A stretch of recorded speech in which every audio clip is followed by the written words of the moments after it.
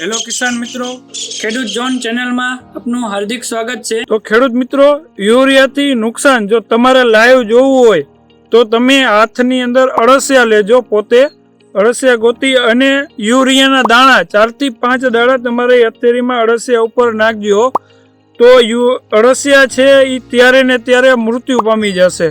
એટલે તમને ખ્યાલ આવી જશે કે હકીકત યુરિયા જમીનની અંદર નાખવાથી અળસિયાનો નાશ થઈ જશે। આ એક લાઈવ તમે પ્રેક્ટિકલ પણ તમે કરી અને જોઈ શકો છો કે યુરિયા નાખવાથી આટલી બધી નુકસાની થાય છે ખેતરની અંદર। તો આપણે હવે યોગ્ય શું કરવું એ આપણે ડિસાઇડ કરવાનું છે। જે યુરિયાની અંદર 46% નાઇટ્રોજન આવે છે, 54%ની અંદર કાર્બન, ઓક્સિજન અને હાઇડ્રોજન આવે છે। તો આપણે આજે એ વાત કરવા જઈ રહ્યા છે કે યુરિયાથી નુકસાન શું થાય છે અને ફાયદો શું થાય છે ખેતરની અંદર। આજે આપણે યુરિયાના ફાયદા વિશે વાત કરશું। તો યુરિયા એ આપણે બજારની અંદર સસ્તું એક તો મળી જાય છે, બીજી વસ્તુ કે આપણે યુરિયાનો છંટકાવ ઇઝીલી કરી શકીએ છીએ કે પાણી સાથે આપણે પણ પિયતમાં આપવું હોય તો પિયતમાં પણ આપી શકીએ છીએ અને હાથ વડે આપણે ખેતરમાં છંટકાવ કરી અને પણ આપણે આપી શકીએ છીએ।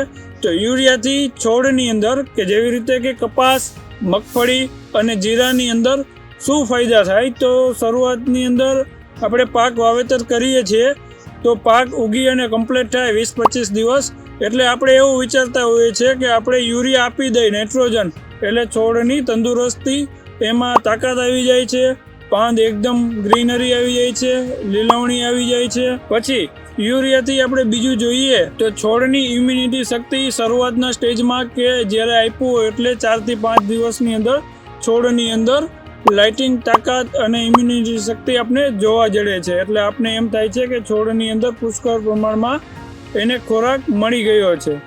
કસવા ક્રોપ કેર ચેનલને લાલ બટન ઉપર ક્લિક કરી અને સબસ્ક્રાઇબ કરો એટલે આવા અવનવા તમને વિડીયો નવા માહિતગાર મળતા રહેશે। તો આપણે વાત કરી યુરિયાના ફાયદા વિશે, તો આપણે હવે જે વાત કરવા જઈ રહ્યા છીએ કે જે ખાસ ટોપિક હતો આપણે કે યુરિયાથી નુકસાન। તો નુકસાન શું થાય છે, તો પહેલું નુકસાન ખેતરની અંદર આપણી જમીન યુરિયા નાખ્યા પછી બંજર બનતી જાય છે।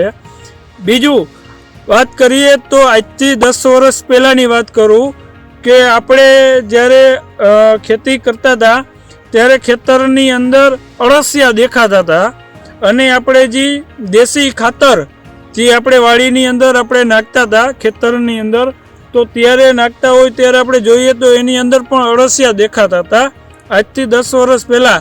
અને અત્યારના આપણા સમયે જોઈએ તો આપણા ખેતરની અંદર અળસિયા દેખાતા નથી। એનું મુખ્ય કારણ છે કે યુરિયા નાખવાથી ખેતરની અંદર જે મિત્ર કીટકનાશક છે, જેવી રીતે મિત્ર કીટકનાશક અળસિયા છે એ અળસિયા નાશ કરી દે છે અને બીજા જે મિત્ર કીટકનાશક છે એને પણ મારી નાખે છે। અને બીજું નુકસાન એ થાય છે યુરિયાથી કે આપણા જમીનની અંદર ઝીંક, બોરોન, આયરન જેવા તત્વો પડ્યા હોય છે એ તત્વોને પણ હરવે એને નાશ કરી દે છે યુરિયા। કારણ કે તમે ફાયદામાં જોયું હશે યુરિયા નાખ્યા એટલે એ તાત્કાલિક પાવર દેખાડી દે છે। તો યુરિયાથી ઘણા બધા નુકસાન આ કારણ છે।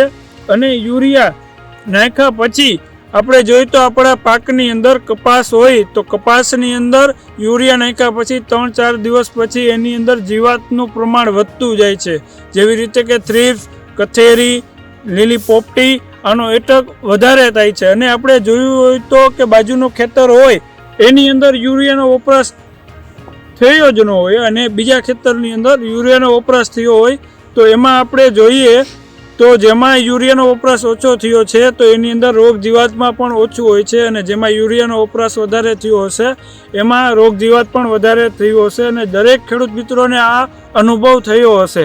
હવે અળસિયા છે એ આપને ફાયદો શું કરાવે આપણે એના વિશે વાત કરીએ।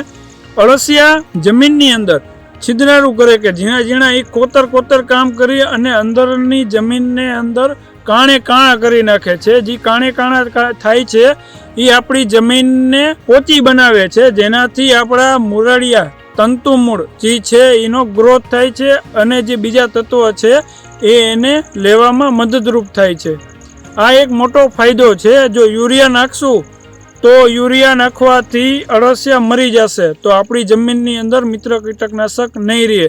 તો દરેક ખેડૂત મિત્રોને આ એક જોવાનું છે કે ફાયદા અને નુકસાન. તો હવે તમારે યુરિયાનું પ્રમાણ કેટલું વાપરવું અને કેટલું ન વાપરવું એ હવે તમારે આ વાત ઉપરથી નક્કી કરવાનું છે.